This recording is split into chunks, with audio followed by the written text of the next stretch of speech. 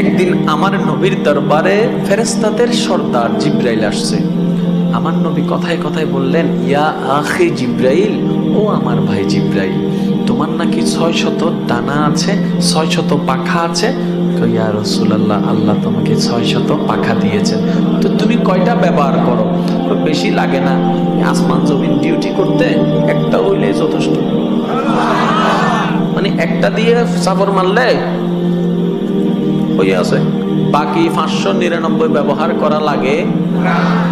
আচ্ছা, যার 600টা ডানা আছে তার শরীরটা কত? একটু বুঝার চেষ্টা করেন। যার আর ডানা ইঙ্কিও আছে, ফাঁকির ডানা না। জিব্রাইল যেমন তার ডানাও। আমার নবী বললেন, জিব্রাইল মনোযোগ মনোযোগ, নবী কথা বলছেন নূরের ফেরেশতা সর্দার জিব্রাইলের সাথে। কাদের নবী? আমাদের নবী তো একটু বাপ নিয়ে বলেন না ভাই, কাদের নবী? জিব্রাইলের সাথে কথা বলছে। তা আমার নবী বললেন, ভাই জিব্রাইল, আচ্ছা তোমার দেহটা একটু কত বড়, আমার একটু দেখতে ইচ্ছে করতেছে, একটু দেখাও। তখন জিব্রাইল বললেন, ইয়া রাসূলুল্লাহ, আমাকে ক্ষমা করবেন, আল্লাহ আমাকে যে বডিটা দান করেছে ওই বডির রূপটা নেওয়া যদি নিতে যাই পৃথিবী ছোট হয়ে যাবে, পৃথিবী ছোট হয়ে যাবে। আমি এটা এখানে খুলতে পারবো না, দেখাইতেও পারবো না। এটা যদি আপনি দেখতে চান আপনাকে আমার বাড়িতে যেতে হবে, মানে সিদরাতুল মুনতাহায় যদি যান তখন আমি আমার আসল রূপটা দেখাতে পারবো। এবার তো কথা শেষ। আল্লাহর হুকুম হলো, নবীর মেরাজের টাইম আসলো।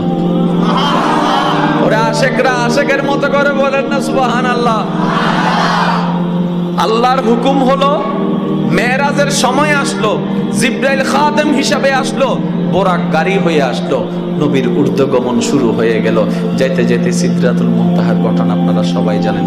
জিব্রাইল গিয়ে থমকে গেল, ইয়া রাসূলুল্লাহ, আমার আর কোনো পারমিশন নাই যাওয়ার, আপনি যান। আমার নবী বললেন, জিব্রাইল, আমি একটা কথা বলছিলাম যে তুমি বলছিলে যে তোমার বাড়িতে আসলে দেখাবা, একটু দেখাও তো তোমার শরীরটা। বলার সাথে সাথে আসল রূপে চলে আসলো, আসল রূপে চলে আসলো, আসল রূপে চলে। আর একটু জোরে বলেন না রে ভাই। আসল রূপে চলে আসলো। জিব্রাইলকে যখন নবীজি মাটিতে বলেছেন, জিব্রাইল বলেছে, আমি এখানে দেখাতে পারবো না ইয়া রাসূলুল্লাহ, আমার বাড়িতে যেতে হবে, আমার দেশে যেতে হবে। এবার জিব্রাইল বলে, ইয়া রাসূলুল্লাহ, আমি যেরকম ডুপ্লিকেট সুরত নিয়ে গেছি, আপনিও তো আপনার আসল রূপটা একটু দেখান না, আপনার আসল রূপটা। জিব্রাইল বলতেছে এখন আমাদের নবীকে, ইয়া রাসূলুল্লাহ, আপনি এবার আপনার আসল রূপটা দেখান। এবার আমার নবী কি বলছেন শুনুন। জিব্রাইল, তুমি যেরকম তোমার আসল রূপটা জমিনে দেখাইতে পারো নাই, তোমার বাড়ি লেগেছে, আমি আমার আসল রূপ দেখাইতে গেলে তোমার বাড়িও কভার হবে না, লামাকানে যাইতে হবে।